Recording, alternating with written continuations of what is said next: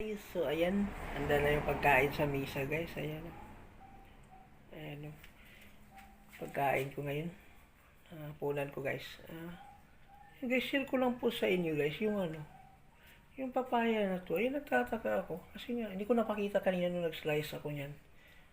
Wala talagang buto guys, kahit isa. Ayan o, ay, tingnan mo ng malinaw, ayan o.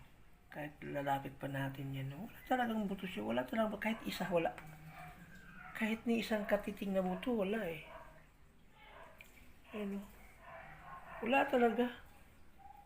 So nakakita na rin ba kayo ng ganitong papaya guys? Kasi wala eh. Ayun oh.